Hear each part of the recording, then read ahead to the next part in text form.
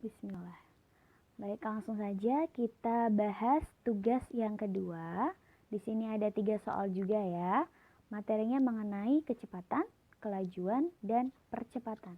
Kita bahas masing-masing satu soal perlahan-lahan biar kalian juga lebih enak memahaminya. Oke, yang pertama di sini ada soal jika seseorang berjalan menuju rumahnya melalui tiang tercatat 2 jam, tentukan kecepatan dan kelajuannya. Kalian lihat di situ, lintasan pada gambarnya dia berbentuk segitiga siku-siku.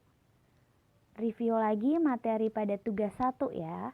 Ketika lintasannya tidak lurus melainkan berbentuk segitiga siku-siku, maka jarak dan perpindahannya pasti berbeda. Ya, ketika jarak dan perpindahannya berbeda, maka kecepatan dan kelajuannya pun ikut berbeda.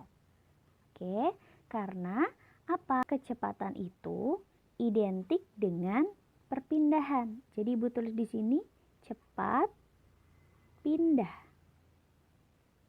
Sedangkan kalau kelajuan itu identik dengan jarak. Laju, jarak. Diingat-ingatnya seperti itu saja ya, biar lebih mudah menghafal rumusnya. Kalau fisika dihafalin rumusnya kadang susah, jadi lebih enak kalau dibuat jembatan keledai seperti ini. Cepat pindah, laju jarak, seperti itu. Berarti untuk mencari kecepatan yang pertama kita harus ada perpindahannya. Kamu lihat lagi di situ, karena lintasannya berbentuk segitiga siku-siku, berarti ketika mencari perpindahan, kita cari perpindahannya dulu. Ketika mencari perpindahan, berarti kita butuh rumus Pitagoras ya. Tadi rumus Pitagorasnya adalah C sama dengan akar dari A kuadrat ditambah B kuadrat. Nah, karena awalnya dia di sini mau pulang ke rumah, berarti C-nya adalah posisi awal ke akhir, yaitu dari sini ke sini, itu adalah C-nya. Sedangkan kamu bisa anggap 8 ini adalah A-nya dan 6 ini adalah B-nya. Jadi tinggal dimasukkan saja ke dalam rumus Pitagoras, berarti C sama dengan akar dari A kuadrat, yaitu 8 kuadrat ditambah B kuadratnya adalah 6 kuadrat.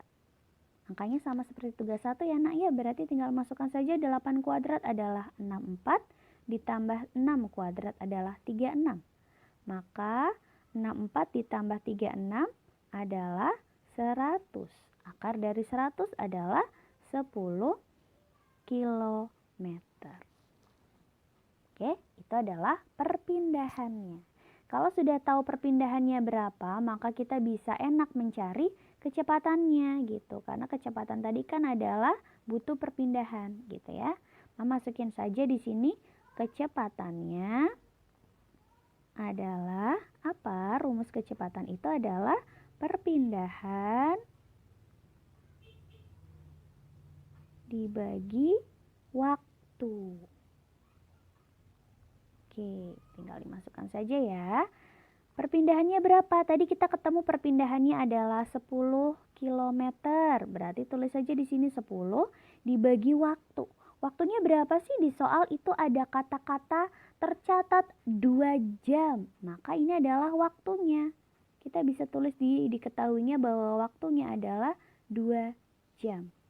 Berarti kita tulis di sini perpindahan 10 waktu 2. Maka 10 bagi 2 adalah 5 km per jam. Kenapa satuannya begini? Karena perpindahannya kan 10 km. Waktunya kan 2 jam. Berarti kilometer dibagi jam adalah kilometer per jam. Satuannya seperti itu cara menghitung perpindahan. Jadi perpindahan kecepatan. Kecepatan itu perpindahan dibagi waktu. Paham ya sampai sini? Semoga nomor 1 ini banyak yang betul. Kemudian kita lanjut lagi untuk menghitung kelajuannya. Nah, kalau kelajuan di situ kamu lihat laju sama dengan jarak. Berarti kalau mencari kelajuan tidak perlu repot-repot karena dia tidak membutuhkan perpindahan melainkan jarak. Jadi tinggal dijumlahkan saja semua lintasannya yang ada di sini. Sebelumnya Ibu hapus dulu yang ini ya agar tidak menutupi. Terus berarti kalau mencari kelajuan, berarti kita butuh jarak ya nak ya. Maka kalau udah tahu jarak itu tinggal dijumlahkan, berarti ada 8 km dan 6 km. Maka dijumlahkan saja 8 ditambah 6 adalah 14 km. Barulah kita cari kelajuannya. Kelajuannya Ibu pakai warna biru saja. Nah, berarti di sini kelajuannya adalah jarak dibagi waktu. Ya, maka tinggal dimasukkan jaraknya berapa? Jaraknya tadi adalah 14 km. Maka kita tinggal masukkan kelajuan adalah 14 km dibagi waktunya masih sama ya nak ya. Waktunya 2 jam. 14 dibagi 2 adalah 7. Satuannya pun masih tetap kilometer per jam. Seperti itu. Jadi ketika mencari kelajuan tinggal pakai jarak. Kalau mencari kecepatan pakai perpindahan. Koreksi lagi nanti ya. Kita lanjut lagi ke materi yang soal nomor 2.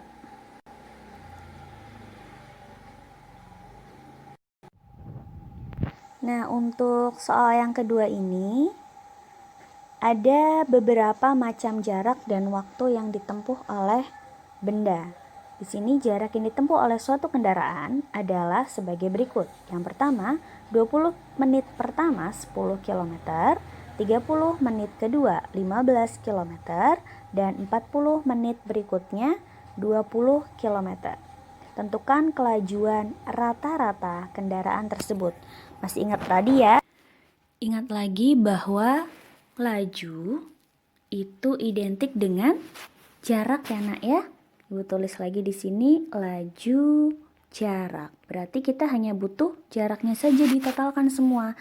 Maka untuk mencari kelajuan rata-rata kita butuh jarak total dulu. Jarak totalnya kita jumlahkan semuanya. Di sini ada 10 km, 15 km, dan 20 km. Masukkan saja 10 ditambah 15 ditambah 20.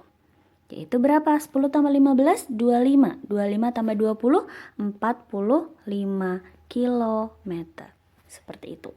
Kemudian, karena kelajuan itu rumusnya adalah jarak dibagi waktu, maka kita juga di sini butuh waktu. Nah, karena waktunya di situ ada 3 macam, kita juga totalkan waktunya.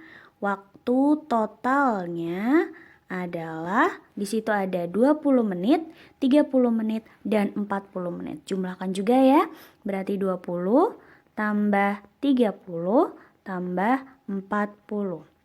20 tambah 30 adalah 50, ditambah 40 berarti 90 menit. Itu adalah total waktunya. Maka ketika mencari kelajuan rata-rata, tinggal masukkan saja ke dalam rumus ini, berarti jarak total 45 dibagi waktu total 90 menit.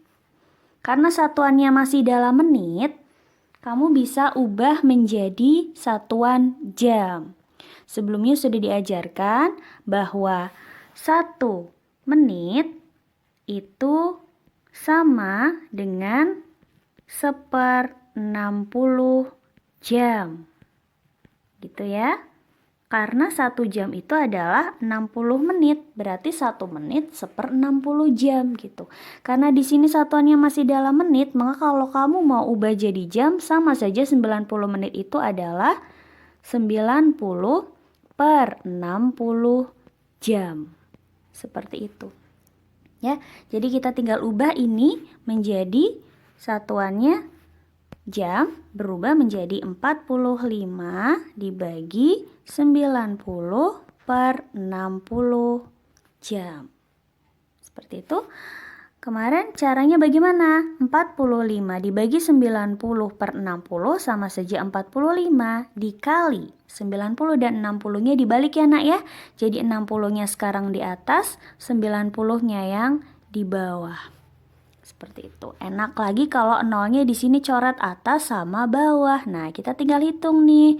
45 dikali 6 berapa ayo? 27 tambah 01 ya, berarti 270. Kalau mau sambil dicek pakai alat hitung kalian masing-masing, 45 dikali 6 itu 270.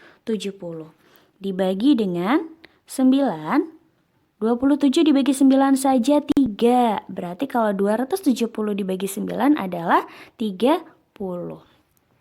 Berarti kelajuan ini jawabannya adalah 30 km per jam. Ibu tuliskan di bawah saja ya.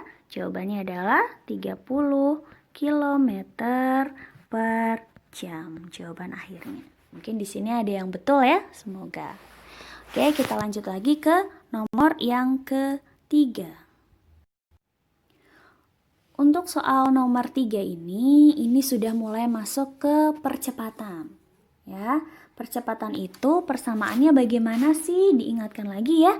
Percepatan itu A. Percepatan itu kan simbolnya A ya nak ya. A sama dengan V. 1 dikurangi V. 0 dibagi delta T, atau ibu di sini tulisnya T saja ya. Oke, maka kita bisa tulis diketahuinya saja biar tidak bingung. Apa sih A itu? A itu adalah akselerasi, percepatan yang ditanyakannya. Berarti kalau diketahui di sini ada sebuah mobil mula-mula bergerak dari keadaan diam. Di sini ada kata kuncinya diam nak.